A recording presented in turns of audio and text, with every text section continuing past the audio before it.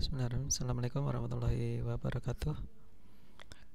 Kita akan membahas di kesempatan kali ini tentang AI tools atau tools yang berbasis kecerdasan buatan, yang mana tools ini bisa kita manfaatkan sebagai media atau alat bantu dalam membuat rancangan pembelajaran maupun dalam proses-proses pembelajaran oleh guru, yang nanti bisa dicoba ya, bagaimana alat ini bisa membantu pekerjaan guru ataupun membuat pembelajaran menjadi lebih berkualitas.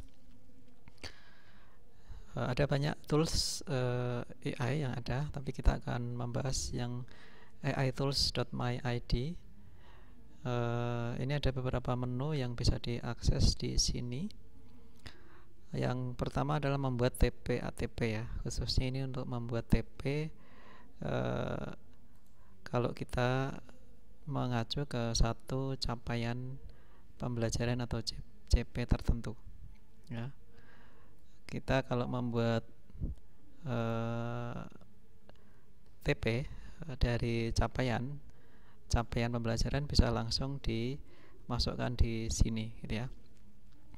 Nanti kalau capaian pembelajarannya cukup abstrak, nanti bisa capaian pembelajarannya ini bisa di breakdown menjadi lebih rinci oleh AI. Kemudian jenjangnya bisa dituliskan di sini, misalnya kelasnya atau jenjang sekolahnya, kemudian jumlah TP yang diinginkan kira-kira berapa gitu. Kalau untuk materi matematik itu biasanya sudah cukup mudah ya. Yang mudah karena sudah, kalau di materi matematika, kalau kita mau membreakdown biasanya sudah cukup rinci di sini ya. Jadi misalnya ini peserta didik dapat membaca, menulis dan membandingkan bilangan bulat, bilangan rasional dan bilangan irrasional, bilangan desimal dan seterusnya. Kemudian mereka dapat menerapkan operasi aritmetika pada bilangan real dan seterusnya gitu ya. Ini cukup mudah, tinggal dipecah-pecah saja sebetulnya ini ya. Dalam kasus tertentu, kalau materi-materi mata pelajaran yang lain, kadang-kadang CP-nya itu abstrak gitu ya, sehingga tidak bisa langsung diambil begitu saja. Nah, ini peran AI menjadi cukup penting ya. Kalau yang ini sebetulnya sudah kita cukup mudah untuk mengambil, tinggal di breakdown aja. Mungkin ini nggak pakai AI pun juga nggak masalah ya. Kalau kita mau pakai CP-nya untuk di breakdown itu ya, bisa pakai kira-kira seperti ini, di copy CP-nya. Kemudian kalau ingin indikator asesmennya juga ditampilkan, klik di sini ya, nanti kita klik buatnya. Tapi kita akan praktekkan yang nanti yang lain ya. Nanti kalau kita menggunakan dari CP itu kan di breakdown menjadi TP, kemudian jadi ATP ya. Contoh ya, kalau yang ini dari CP yang matematika SMP ini sudah, ini CP nya ini sudah di breakdown menjadi TP yang ini contoh ya, bisa jadi contoh, nanti bisa berbeda. Ini ada sekitar, ini ada 23 tujuan pembelajaran ya. Kemudian ATP-nya yang dari 23 ini tadi yang di breakdown dari CP secara umum diurutkan di ATP-nya, sehingga urutannya sudah dianggap logik gitu ya. Kemudian setelah itu di breakdown di kelas-kelas masing-masing dari 23 tadi, kelas 7, kelas 8, kelas 9 sudah dibagi-bagi ya. Totalnya tadi 23, kemudian di breakdown menjadi 3 kelas. Untuk kita akan coba yang kedua ya. Jadi kalau TP itu gelondongan besarnya tadi ada, kalau di matematika SMP ada 23 TP di contoh tadi, kita akan mengambil salah satu TP yang nanti bisa kita minta AI untuk membreakdown lebih detailnya ya. Misalnya ini ada TP, kita ambil acak saja misalnya. Misalnya ini ya, membuat jaring-jaring bangun luas prisma. Misalnya gini. TP ini kita ingin mencari detailnya gitu ya. Tujuan pembelajarannya kita pastikan di sini. Jenjangnya SMP. Nah, ini mau kita breakdown menjadi target-target seberapa banyak. Jadi dari tujuan pembelajaran ini kita akan memecahnya menjadi berapa banyak unit-unit ya, atau semacam target-target atau sub tujuan. Kalau ini tujuan, ini nanti sub tujuannya, supaya nanti kita bisa mempermudah merancang pembelajarannya. Kita tunggu proses loadingnya. Mungkin kadang-kadang ini kalau agak lama atau error bisa di refresh ya, karena AI ini cukup komputasinya cukup lama dan cukup berat, sehingga nanti kita harus sedikit bersabar untuk menunggunya. Jadi ini kita meminta jumlah targetnya ini 5 ya. Di satu TP ini di breakdown menjadi 5 buah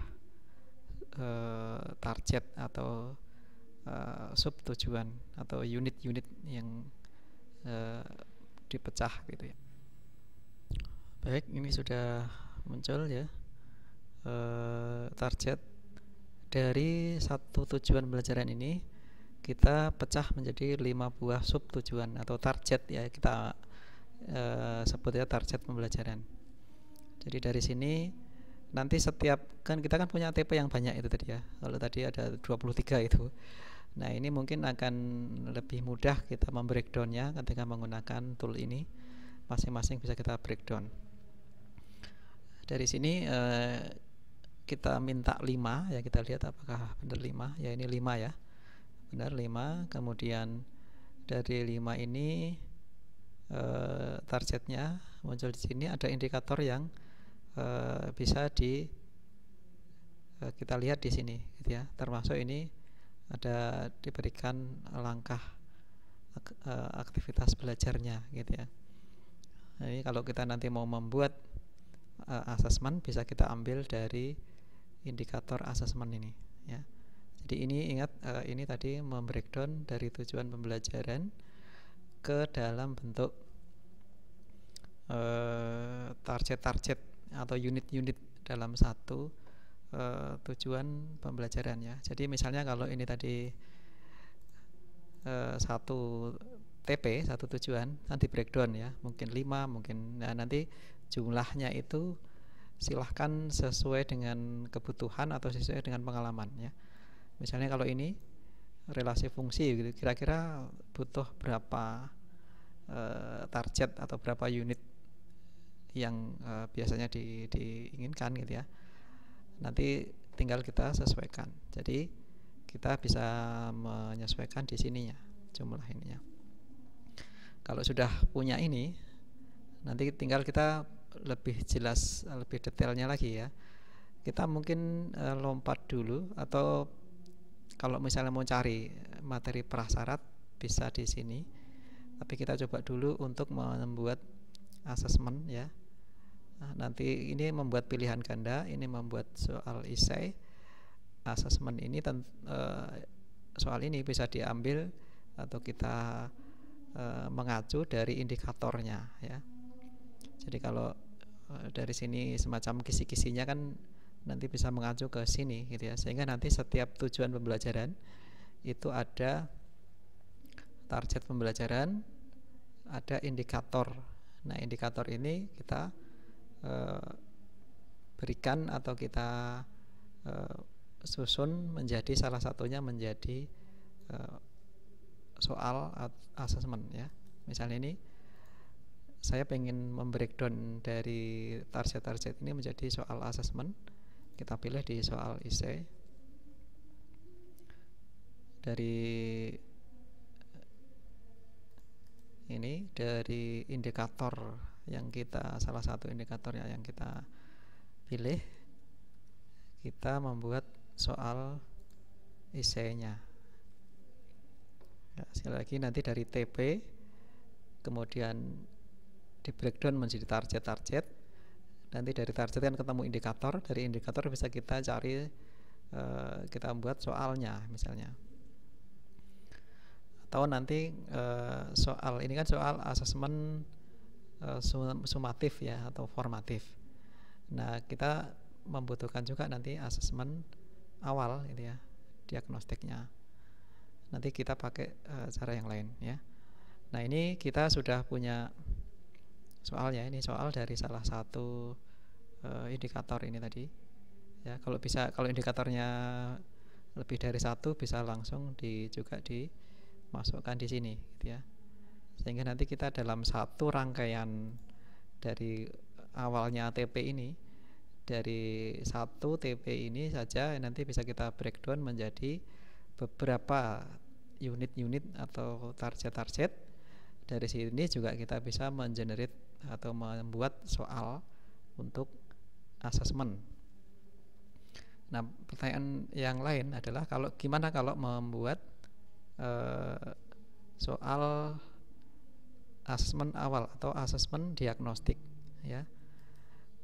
Kita ambil TP-nya ini sekarang ya, memahami relasi fungsi. Kemudian kita kalau membuat soal asesmen awal atau diagnostik, kita harus tahu materi prasyaratnya ya.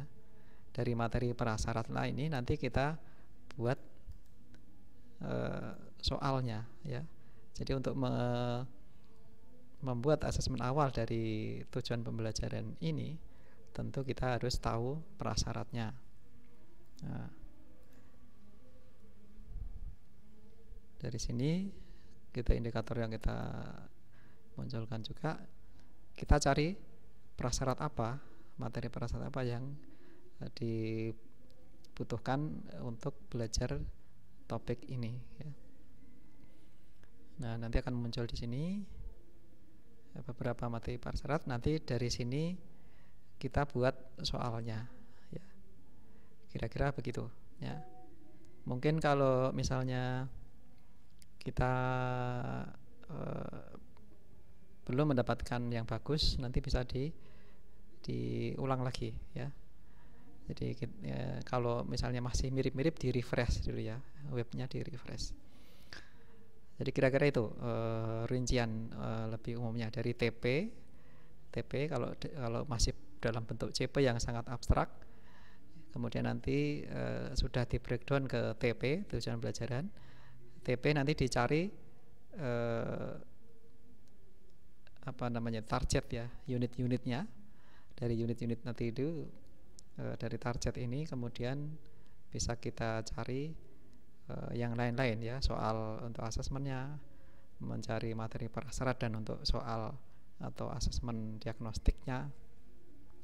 Kemudian kalau yang lain ya, mau soal pilihan ganda, mau membuat atau menyusun aktivitas belajar yang sesuai dan seterusnya, nanti bisa disesuaikan ya. Jadi ini ada tadi saya jelaskan materi atau menu-menu intinya ya, membuat TP, membuat target, mencari materi prasyaratnya. Kemudian ini juga penting ya, topik ini masalah belajar dari siswa itu apa saja. Ini juga sangat penting ya, supaya kita bisa mendeteksi masalah-masalah belajar apa yang sering dihadapi siswa, yang nanti bisa kita konfirmasi dengan pengalaman Bapak Ibu guru. Kemudian nanti media-media ajar yang mungkin bisa digunakan, aktivitas belajar yang rangkaian yang mungkin bisa dilakukan. Penjelasan ini kalau ada konsep-konsep penting yang ingin dijelaskan dengan bahasa yang mudah gitu ya. Kemudian ini tugas juga untuk asesmen.